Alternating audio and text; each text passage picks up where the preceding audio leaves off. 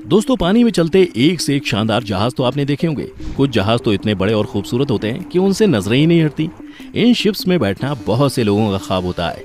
इनका साइज इतना बड़ा होता है कि पूरे का पूरा शहर उनमें समा जाए। तो ऐसे में इन्हें देखकर हम सबके दिमाग में कई तरह के सवाल आते हैं, जैसे ये बनते कैसे होंगे, इतने बड़े जहाज को पानी में कैसे उतारते हैं, और सबसे जरूरी बात, जब एक कील पानी में डूब जाती है तो ये इतने बड़े जहाज पानी में डूबते क्यों नहीं। टेंशन मत लीजिए दोस्तों, आप बिल्कुल सही जगह आए हैं। आज इस वीडियो में हम आपके तमाम सवालों के जवाब आपको देंगे और साथ ही आपको बताएंगे कुछ इंटरेस्टिंग फैक्ट्स जो आपको हैरान कर देंगे।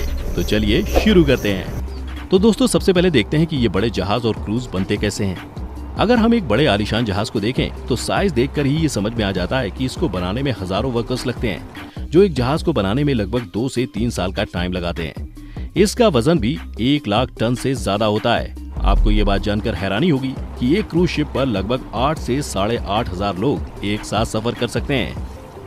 दोस्तों, ये तो था बेसिक। अब देखते हैं मेकिंग प्रोसेस। वैसे कई कंपनीज हैं जो ये बड़े बड़े जहाज बनाती हैं, जैसे Hyundai heavy industries, Samsung heavy industries, Mitsubishi heavy industries, STX ship building, और इनके अलावा भी कई कंपनी हैं जो ये बड़े बड़े जहाज बनाती हैं। आज हम आपको मेकिंग दिखाएंगे कैसे मित्सुबिशी हैवी इंडस्ट्रीज ने बनाया अपना एडा प्राइमा क्रूज। सबसे पहले तो इतने बड़े जहाज को कहां बनाया जाए, क्योंकि अगर समंदर से दूर बनाया जाए तो फिर इतने बड़े शिप को समंदर में ट्रांसपोर्ट करने में दिक्कत आ सकती है और एक शॉट में अरबों का नुकसान हो जाएगा।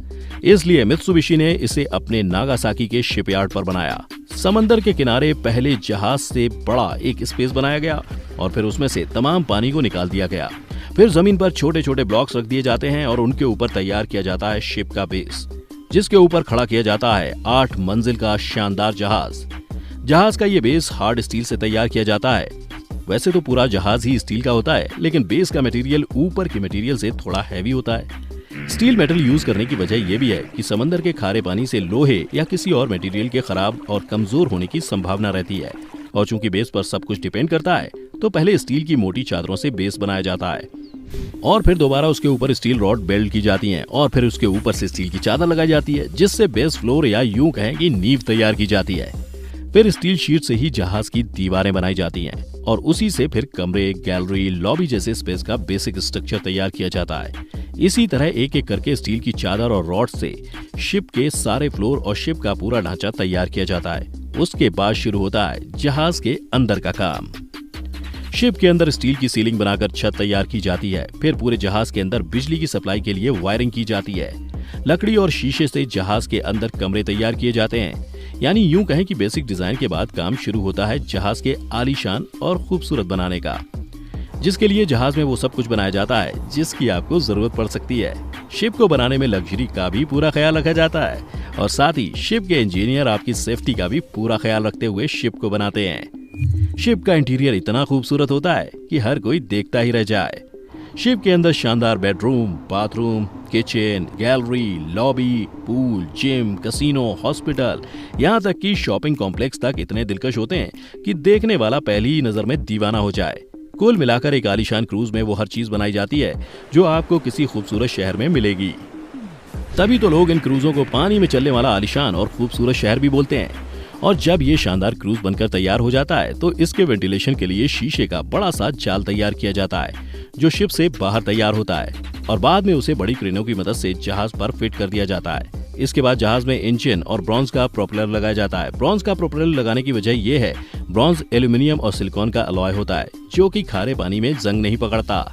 ये प्रोपेलर जितनी तेज घूमेगा, शिप उतना ही तेज चलेगा। इसीलिए कई बड़े शिप में एक से ज्यादा प्रोपेलर भी लगाए जाते हैं।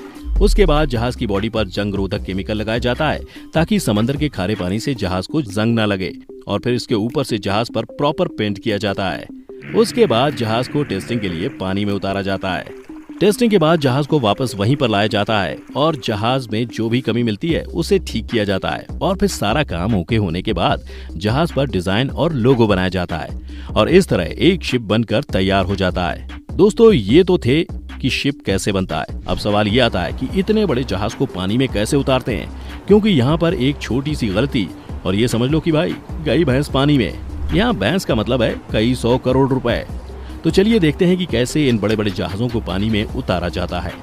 जहाजों को समंदर या नदी में उतारने के लिए फ्लोटिंग आउट टाइप लॉन्चिंग तरीका सबसे आसान और सबसे कम खतरनाक है। जैसा कि हमने आपको शुरू में बताया था कि जहाज को बनाने से पहले समंदर किनारे जहाज से बड़ी जगह को खाली किया जाता है और फिर वहां उसे बनाया जाता है। तो इस तरीके में जहाज के पूरे होने के बाद उस जगह को वापस पानी से भर दिया जाता है और फिर उस पानी को समुद्र के पानी से मिला दिया जाता है। फिर जहाज धीरे धीरे समुद्र में आ जाता है। दोस्तों, ऐसे जहाज को इसके अलावा भी 3 तरीकों से पानी में उतारा जाता है, जिसमें सबसे पहला है ग्रेविटेशनल टाइप लॉन्चिंग। इस तरीके में जहाज को समुद्र के किनारे लाकर ट्रेन की पटरी जैसे स्ट्रक्चर पर सेट किया जाता है। फिर इस सेट की ऑयलिंग और ग्रीसिंग की जाती है ताकि फ्रिक्शन को कम किया जा सके और जहाज आसानी से फिसलकर समुद्र में चला जाए।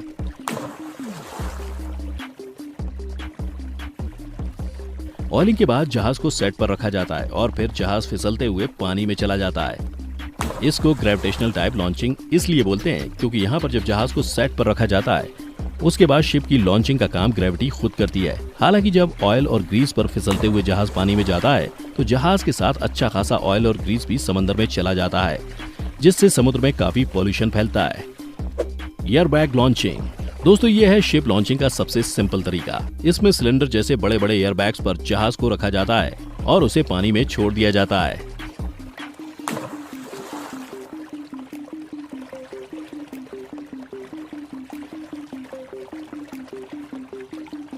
Mechanical type launching. दोस्तों, अब तक हमने जितने भी तरीके देखे ये उनमें सबसे खतरनाक है और इसी वजह से इस तरीके से बड़े जहाजों को पानी में नहीं उतारा जाता है क्योंकि उनके डूबने का खतरा ज्यादा होता है। इस तरीके में ट्रक, क्रेन या किसी और मशीन की मदद से जहाज को उठाया जाता है और पानी में रखा जाता है। अब आप समझ ही गए होंगे कि सिर्फ छोटे जहाजों के लिए ही ये तरीका कारगर है। तो दोस्तों, अब आप समझ ही गए होंगे कि बड़े बड़े जहाज बनते कैसे हैं और बनने के बाद पानी में कैसे उतरते हैं। तो हमें कमेंट करके बताएं कि आपके हिसाब से कौन सा तरीका सबसे ज्यादा इफेक्टिव है। दोस्तों, अब हमें ये तो पता है कि पानी में इन्हें उतारा कैसे जाता है, लेकिन जब एक छोटी सी कील पानी में डूब जाती है तो ये बड़े बड़े जहाज पानी में तैरते कैसे हैं, ये डूबते क्यों नहीं है? टेंशन मत लीजिए, हम बताते हैं। ग्रेविटेशन की वजह से हर चीज धरती की तरफ आती है और इसी वजह से पानी में कील, गेंद या कोई भी चीज डूबती है। लेकिन फिर शिप क्यों नहीं डूबते? दोस्तों, यहाँ पर काम आता है आर्किमिडीज प्रिंसिपल, जो ये कहता है कि जो भी चीज हम पानी पर डालते हैं जितना उसका वजन होता है उतना ही पानी वो सतह से हटाती है। अब दूसरी चीज ये है कि जब कोई भी चीज पानी में जाती है तो उसका वजन कम होना शुरू हो जाता है। ऐसा इसलिए होता है क्योंकि ग्रेविटेशनल फोर्स तो उस चीज को नीचे खींच रहा है, पर एक दूसरा फोर्स जिसे हम बॉयंट फोर्स कहते हैं वो उसे ऊपर धकेल रहा है। आपने अक्सर देखा होगा कि कुछ चीजें पहले तो पानी में डूब जाती हैं पर फिर वो ऊपर आ जाती हैं। ऐसा बॉयंट फोर्स की वजह से होता है। इसके अलावा कोई चीज अगर अंदर से खाली हो तो वो भी पानी में तैरने लगती है। अब यहाँ पर काम करती है डेंसिटी। ज्यादातर जो जहाज होते हैं वो साइज में तो बहुत बड़े होते हैं, पर साइज के मुकाबले वजन बहुत कम होता है। जैसा कि हमने आपको बताया कि जहाज एल्यूमिनियम से बनते हैं, जो कि बहुत हल्की धातु होती है। जहाज इस तरह बनाया जाता है कि उसकी डेंसिटी पानी की डेंसिटी से कम होती है और नीचे वाला हिस्सा बिल्कुल खाली होता है और वो अपने वजन के मुकाबले अपने आकार के हिसाब से कम पानी हटाता है और पानी में तैरने लगता है। आसान तौर पर समझने के लिए आप एक ही आकार की 2 गेंद लीजिए, एक लोहे की और दूसरी रबर की। जहां लोहे की गेंद में लगभग आधा से 1 किलो वजन होगा तो वहीं रबर की गेंद खाली होगी और उसमें 200 से 250 ग्राम वजन होता है। और इसीलिए जो रबर की गेंद होती है वो कम पानी को सतह से हटाती है और पानी के ऊपर तैरती है। ऐसा ही होता है बड़े बड़े जहाजों के साथ। तो दोस्तों, अगली बार से जब आप जहाज को देखें तो उसके साइज और वजह दोनों को कंपेयर करना।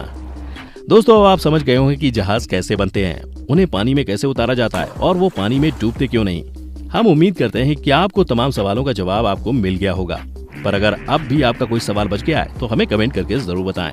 दोस्तों, अगर आपको वीडियो पसंद आया हो तो वीडियो को लाइक कीजिए, साथ ही अपने दोस्तों के साथ भी इस वीडियो को शेयर करना मत भूलिएगा और